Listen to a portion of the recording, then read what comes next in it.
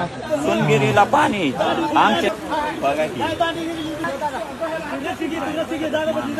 आईबाप काढणाऱ्या राजकारणात हा व्हिडिओ प्रचंड आशादायी आहे। लोकप्रतिनिधी कसा असतो याचं उत्तम उदाहरण घालून देणारा हा व्हिडिओ। रात्रीच्या किर्र काळोखात छातीभर पाण्यात उतरून एका 2 वर्षाच्या चिमुरड्याला आणि त्याच्या आजीला पुराच्या पाण्यातून ओमराजे निंबाळकरांनी वाचवलं। हा माणूस वेळोवेळी स्वतःची दखल घ्यायला भाग पाडतो। सरकार असो, मीडिया असो, यूट्यूब चॅनल असोत की मग सर्वसामान्य लोक, हा माणूस आपल्या कर्तृत्वातून नेहमीच लक्ष वेधून घेतो। ओमराजेंचा हा व्हिडिओ सोशल मीडियावर तुफान व्हायरल होतोय। जिथे कमी तिथे आम्ही असं हे व्यक्तिमत्व महाराष्ट्राच्या सध्याच्या हरवत चाललेल्या राजकीय संस्कृतीत एक उत्तम राजकारणाचं उदाहरण ठरतं। आणि आता पुन्हा एकदा ओमराजे महाराष्ट्रभर ट्रेंड होत आहेत। ज्यांना ओळखत नाही, ज्यांना कधी पाहिलं नाही, ज्यांचं साधं नावही माहीत नाही, अशा मतदारांसाठी ओमराजे वन मॅन आर्मी बनलेत। पण ओमराजेंनी स्वतःच्या जीवाची बाजी का लावली? मुसळधार पावसात छातीवर पाण्यात ओमराजे स्वतः ऍक्शन मोडवर का आले? रात्री धाराशिवच्या वडनेर परंडामध्ये नेमकं काय घडलं याचा सखोल आढावा या व्हिडिओतून घेणार आहोत। त्यासाठी व्हिडिओ शेवटपर्यंत पहा आणि ऑफिशियल बापला सबस्क्राइब करायला विसरू नका।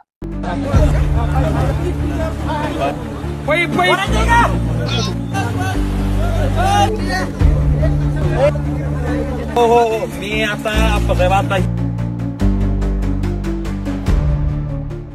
सध्या अख्ख्या महाराष्ट्रात निसर्गाचं थैमान सुरू आहे।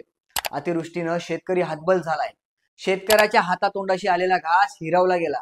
कष्टानं जपलेलं पोटच्या पोरासारखं पीक चिखलात गाळलं गेलंय। आज शेतकरी रडतोय, त्याच्या डोळ्यासमोर त्याच्या संसाराची राख रांगोळी होते। हे संकट इतकं मोठं आहे की ते शेतीला आणि पिकांना तर उद्ध्वस्त करतंय, पण ते शेतकऱ्याच्याही जीवावर बेततंय। धाराशिव, बीड, जालना या जिल्ह्यांमधील अनेक भागात शेतकरी पुराच्या पाण्यात अडकलेत। अनेक घरांमध्ये लोक अडकलेत। अशा बिकट परिस्थितीत एनडीआरएफ लोकांना वाचवतंय, पण त्यांची संख्या कमी पडते। अशा परिस्थितीत पांढरे शुभ्र कपडे घालून प्रशासनाला सूचना देणारे, फोनवरून अधिकाऱ्यांना झापणारे, यंत्रणा हलवणारे अनेक लोकप्रतिनिधी तुम्ही पाहिले असतील। देव माणूस, राजा माणूस म्हणून त्यांचे व्हायरल होणारे व्हिडिओही तुम्ही पाहिले असतील। पण स्वतः छाती इतक्या पाण्यात उतरून लोकांना वाचवणारा हा खासदार तुम्ही पाहिला नसेल। ओमराजे निंबाळकरांनी हे दाखवून दिले की खासदार फक्त संसदेत जाऊन बोंबा ठोकून भाषणच करत नाही, इतक्यावरच त्याची जबाबदारी संपत नाही, तर ग्राउंडवर उतरून कामही करतो। तुम्हीच बघा ना, घटना परवाची होती। जिल्ह्यातल्या अनेक भागात अक्षरशः ढगफुटी सदृश्य पाऊस पडत होता। अशा काळात ओमराजे दुचाकीवरून लोकांच्या मदतीला जातात। शेतातून, रानावनातून ते पाहणी करतात। त्यांचा हा व्हिडिओही तुफान व्हायरल झाला, ज्यात ते पाण्यातून वाट काढतायत। कधी ओमराजे डगमगतायत, त्यांचे साथीदार त्यांना सावरतायत, पण ओमराजे मागं हटत नाही। आणि मग ओमराजेंच्या मदतीचे एक एक व्हिडिओ समोर यायला लागले। या व्हिडिओने तर अनेकांची मनं जिंकली। ही घटना परंडा तालुक्यातल्या वडनेर गावातली आहे। पुराच्या पाण्यात एक 2 वर्षाचं लेकरू, त्याची आजी आणि 2 लोक अडकले होते। मदतीच्या आशेनं आजी आणि नातू आपल्या घराच्या छतावर बसले। त्यांच्या पोटात ना अन्नाचा कण होता, ना पाण्याचा घोट। मदतीची वाट पाहत रात्रीचे 2 वाजले आणि अखेर एनडीआरएफची टीम आणि ओमराजे घटनास्थळी पोहोचले। एनडीआरएफची टीम आजी आणि नातवाला वाचवण्यासाठी शर्थीचे प्रयत्न करत होती। एकीकडे बचाव कार्य सुरू होतं, दुसरीकडे आजी नातू तळमळत होते। ही तळमळ ओमराजेंना पाहवली नाही। ते छाती इतक्या पाण्यात उतरले आणि एनडीआरएफची मदत करू लागले। आपला नेताच पाण्यात उतरला हे पाहून ओमराजेंच्या कार्यकर्त्यांमध्ये उत्साह संचारला। एक लोकप्रतिनिधी आपल्याबरोबर छातीवर पाण्यात उतरतो हे पाहून एनडीआरएफच्या टीममध्ये ही ऊर्जा निर्माण झाली आणि बचाव कार्याला गती मिळाली।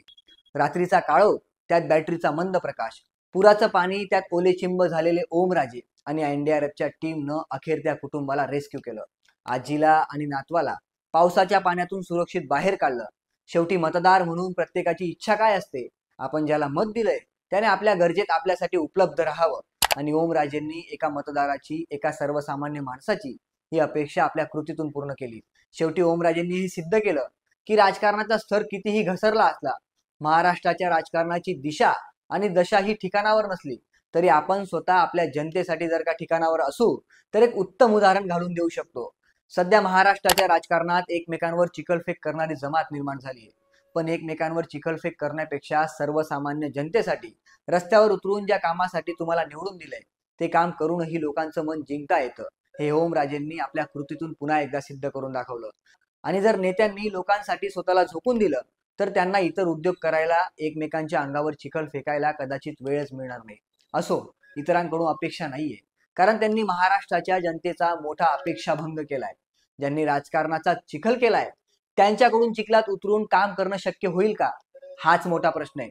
तरीही ओमराजे निंबाळकरांसारखं काम इथल्या प्रत्येक खासदार आणि आमदाराने करावं इतकी अपेक्षा. बाकी ओमराजे निंबाळकरांच्या कामाला, त्यांच्या या डेडिकेशनला ऑफिशियल बापचा कडक सलाम.